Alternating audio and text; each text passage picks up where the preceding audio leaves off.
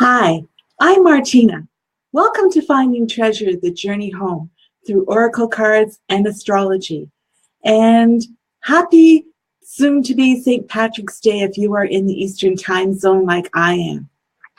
March the 17th, the new moon is in Pisces, and it's going to be the most powerful, healing new moon of the year. Let's delve right in. Author Alex Myles, a qualified yoga and Tibetan meditation teacher, Reiki master, spiritual coach, and also the author of the book, An Empath, wrote an amazing article on tomorrow's new moon in Pisces. On March the 17th at 11 a.m. Eastern, the sun, the new moon, and the planetoid Chiron will all be together in the sensitive zodiac sign of Pisces. This may sound cozy as Chiron is immensely healing. Pisces is intuitive, soft, and sensual, and the sun is warm, energizing, and illuminating. However, the moon will be at its darkest and in its shadow stage. This means that any painful lessons that we have tried to ignore and deny will be forcing their way to the surface, and they won't disappear. So we'll have no option but to confront and deal with them. And all this will be enhanced as Jupiter is in retrograde, as we talked about last week.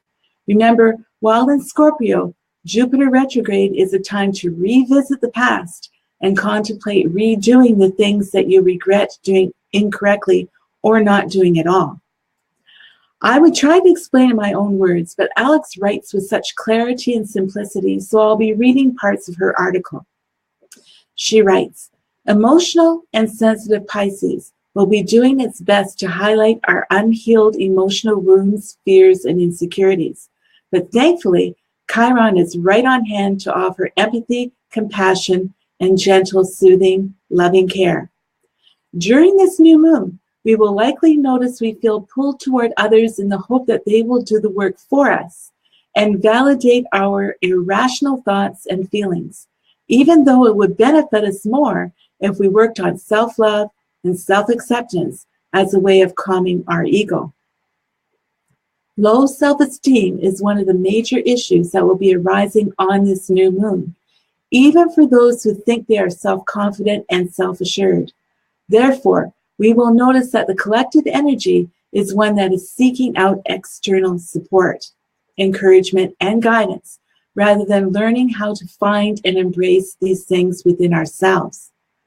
Whenever the sun and moon are in close transition to Chiron, we receive the opportunity to notice what is causing us the most amount of emotional pain and to see exactly where our pain is rooted. The majority of the wounds that Chiron awakens us to are the ones that began in our early childhood or adolescent years. So they are often firmly embedded in, causing us to feel like they are part of who we are.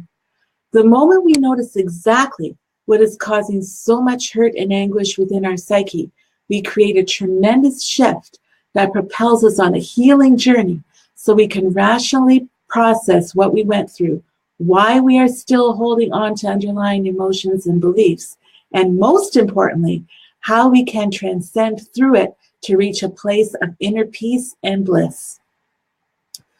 Although it may seem easier to distract ourselves and not pay attention to what goes on below the surface, when we ignore our core wounds, all that happens is that they will cry out for attention in a variety of harmful ways, and this results in trauma and destruction in many of our personal relationships. We will subconsciously keep replaying the same stories over and again in the hope that whatever is upset, rejected, suppressed, or angry on the inside will eventually get the chance to be heard, healed, and freed. Chiron is the exact energy needed to dig in deep and softly touch the areas that are raw and tender, as parts of us have felt lost and abandoned while we distracted ourselves within the busyness of life. We may have tried to mask or numb these aching aspects of our internal selves by turning to toxic relationships, alcohol, drugs, or addictions of various kinds that may seem harmless at first glance, but on a soul level are serving to sustain the damage we have held for years. Chiron is here to support our personal growth so that we shift from wounded, pain-filled beings into free-spirited, light-hearted, carefree souls purely through the realization and fearless self-acceptance that our shadowy, dark side that we keep hidden is nothing to feel scared of or ashamed about. We can reach in and hold out a hand to our inner child that has sat in the darkness, tortured by abandonment and rejection. Slowly, we can gain the trust of the parts of ourselves that we have pushed away and dismissed, and we can offer an unconditionally loving embrace to show that we accept each part of ourselves, the dark, the light, and every shade in between. When we are entering a healing phase, it is vital that we nurture and nourish ourselves. And as water is a powerful healing element, we can enhance our healing by indulging ourselves by soaking in an Epsom salt bath and adding a soothing essential oil, or if possible, going somewhere where it is possible to bathe outdoors under the starlit sky. Ooh, that sounds inviting. If we are staying indoors during the new moon, we can put on music that speaks to our soul and relax fully, knowing that we are safe, supported, and held in the lunar energy that is emanating from above. Once we feel settled and peaceful, we can then ask the questions we have been longing to find answers to, so we connect to our innermost desires. When we locate what our heart longs for, we will also then discover what painful emotions are creating resistance, and from there, we will find a way to heal the wounds that have caused us to be weighed down and to remain stuck, repeating similar scenarios for so long. All that is needed is silence, faith, and the fearlessness to travel inward, knowing that whatever is unveiled during this healing process is perfectly acceptable, as we are all divine beings and we are all already perfect and precious, regardless of the stories our critical mind might tell. This Pisces new moon with Chiron's healing influence is the greatest opportunity for wound healing we will receive throughout this entire year. It is a temporary portal that allows us access to the darkest parts of our soul, but to enter, we have to take a deep breath, be willing to be vulnerable, and bravely dive in to the core of our being. Using Colette Baron-Reid's Wisdom of the Hidden Realms card deck, I pulled some cards for a reading for our new moon in Pisces. This is a general reading intended for those who watch this Facebook Live. If you'd like a personal new moon reading, please contact me for details. This reading involves 7 questions, and curiously, I was given 9 cards. The first question, where do we stand? And for this, I was given 2 cards.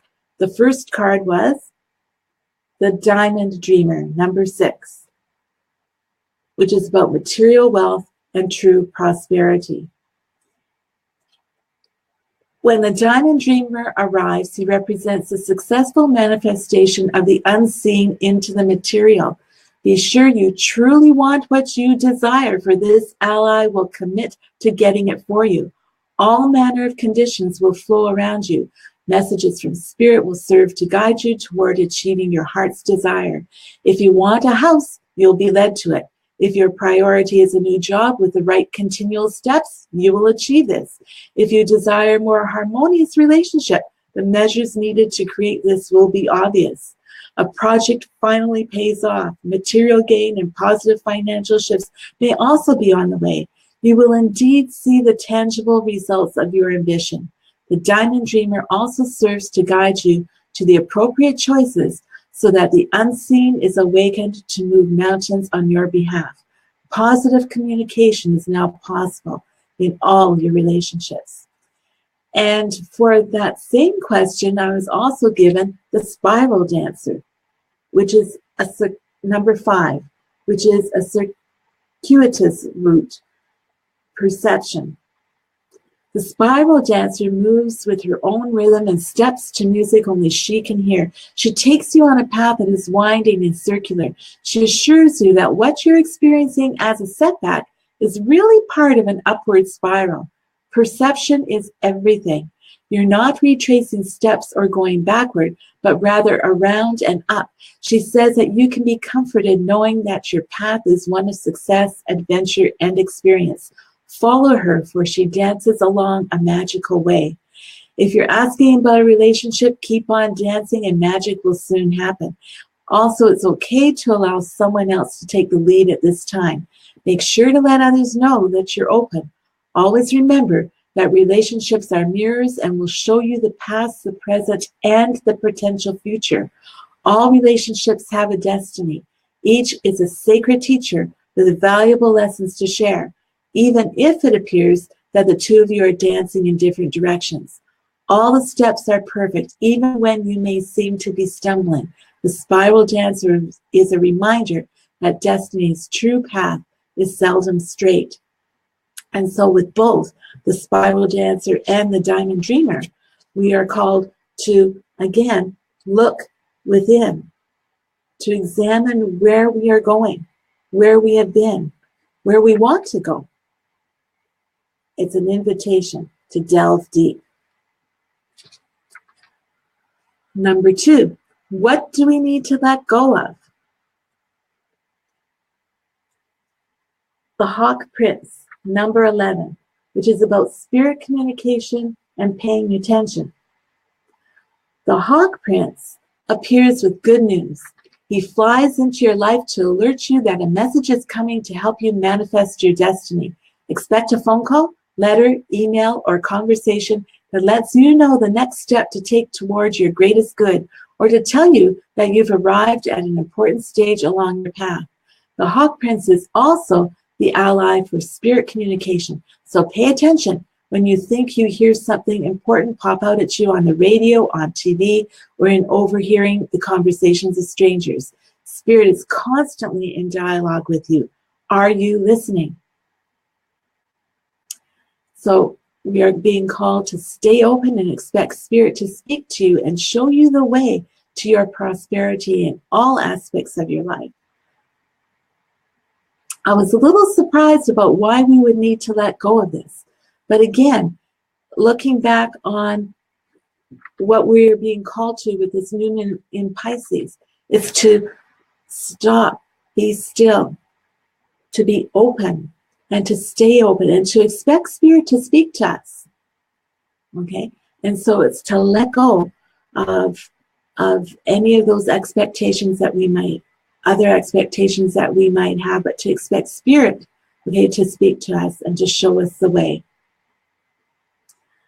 Number 3, the third question was looking back, what does not serve us?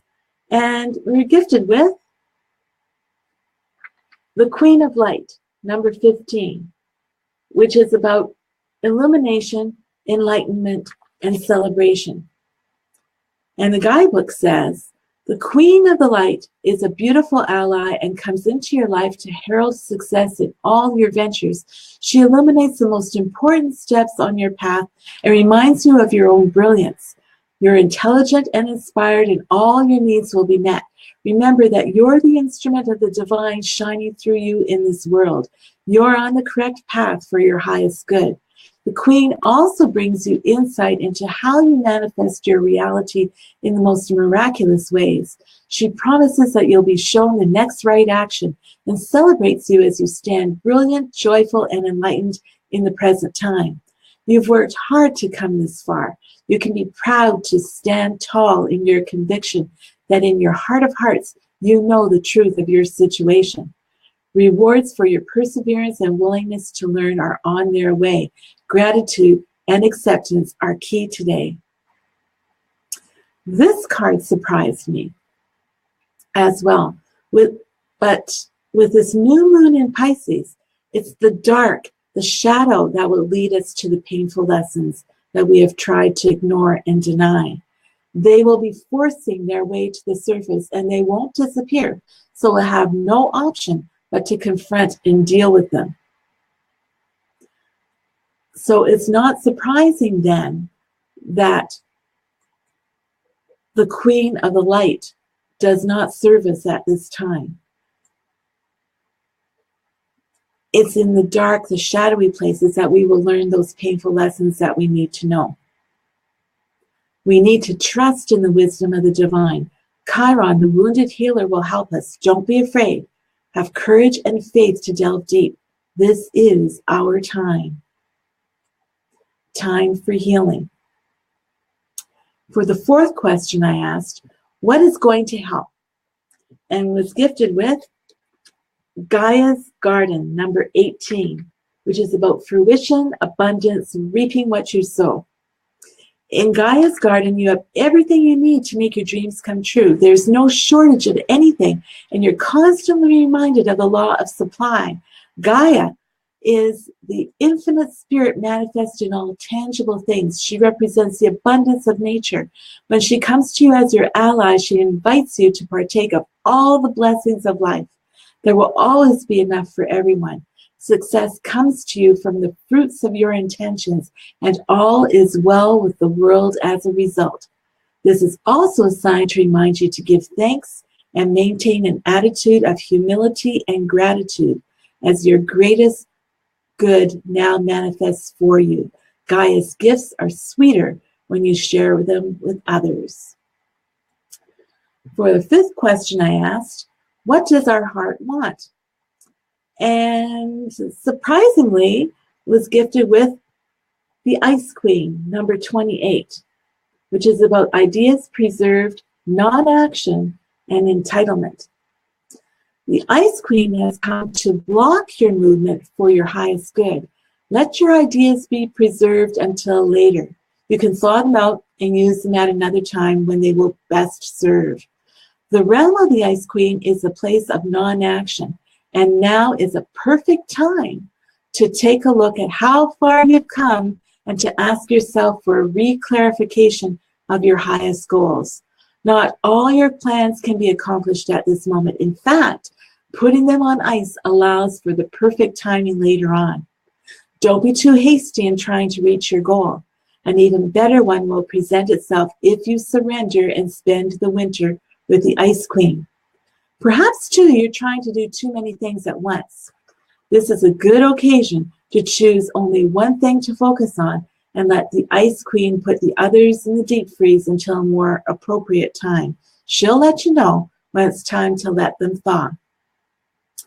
So, this is a powerful time when we are being invited to nurture and love and accept ourselves, to go deep with courage and faith.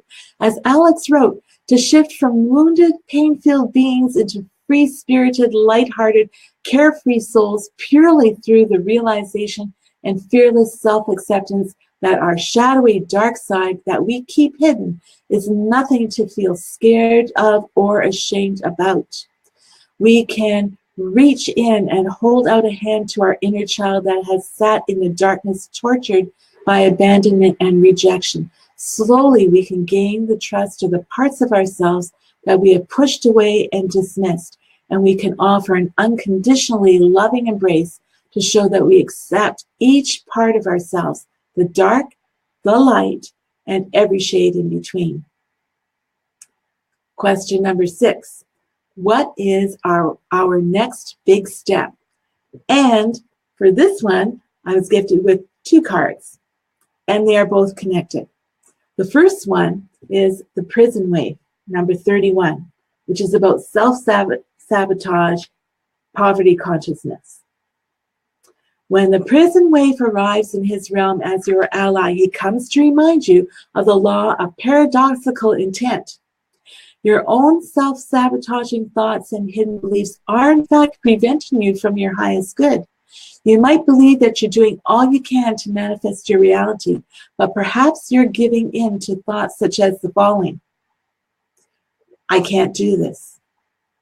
I'm unworthy. I'll fail, so why try? I don't deserve this. I'm unlovable. In fact, you're locked in a prison of your own making. That's good news, because it means you have the key to let yourself out. This is a sign that you need to spend time with yourself, addressing those beliefs that counter your hard work to get ahead. You can change them if you want to. You don't want to stay in prison, do you? Take inventory of your thoughts. Let yourself out of jail and spend a few minutes outdoors in gratitude. It's time to let the sun shine in. This time of Chiron, the new moon, the sun, all in Pisces, it's a time to let the sunshine in and let the healing begin. Take the time. You're worth it. It's also gifted with the Sun Dancers, number 32, which is about joyful activities, celebration of life, and abundance. And the guide says, as your ally, the Sun Dancers celebrate you now and remind you of the laws of success and praise. Anything you place your attention on will manifest and experience, so the laws are always perfect. Expect the best and praise it in advance. This unleashes the magic of mystical magnetic energy, drawing circumstances to you to create the reality you envision. It's a law of attraction. Give thanks in advance for the grace and goodwill of the divine. Be willing to dance the victory dance as if your greatest dreams are realized, and watch how easily things begin to fall into place. Stay positive and leave the timing up to the divine. All things are possible now. Dance the joy of being and celebrate your life and abundance today. And the last question I asked was, number 7, what is our next small step? And was gifted with the Wise Woman of Wonderland, number 21, which is about integrity and compromise. The Wise Woman of Wonderland brings integrity to thought and word and deed. She lets you know that as long as you're in the flow of honesty and being true to your word, she keeps you under her protection and care. When she appears as your ally, she signals a time when honesty pays off, yielding greater dividends than you expected. You'll be thankful that you remained faithful and loyal to your path. She reminds you that compromise isn't always an option. Stay true to yourself first and foremost. Although it may appear that you could lose something as a result, you can never lose what is truly yours. This is all so interesting. When I was given these cards at first, I didn't understand why we'd be given the Hawk Prince for the question, what do we need to let go of? Why the Queen of Light for the question, looking back, what does not serve us? And why the Ice Queen for the question, what does our heart want? And why Prison Wave for the question, what is our next big step? I thought that there must be some sort of mistake, that somehow I'd gotten it wrong. Then a friend shared Alex's article with me, and it all made sense. For such a blessed time to be in. For me, the past few weeks have been leading me on this inner journey. Old wounds have resurfaced, growing up with a belief fear of not having enough, particularly around money. Well learned from my mother, blaming her, the shame and overwhelm of having debt, of not being responsible with money, the fear of managing money and feeling stupid for not managing it wisely. I am a smart person. Why is money so unmanageable for me? Remembering clearly the time when my mother called me stupid. It was worse than being slapped. Deep wounds. Listening to interviews with Margaret Lynch and Ayanla Vanzant in the 2018 World Tapping Summit helped me to revisit these wounds with faith and courage and to begin to tell a new story. It helped me to look at these wounds again and to have the courage to talk about them and to seek help. I can be a good money manager, and I do want to pay off my debt. This is the beginning of telling a new story, of nurturing, accepting, and loving myself through this, and to quit looking for others to rescue me.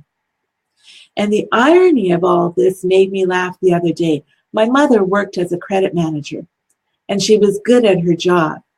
I think that I can learn to be good at it too.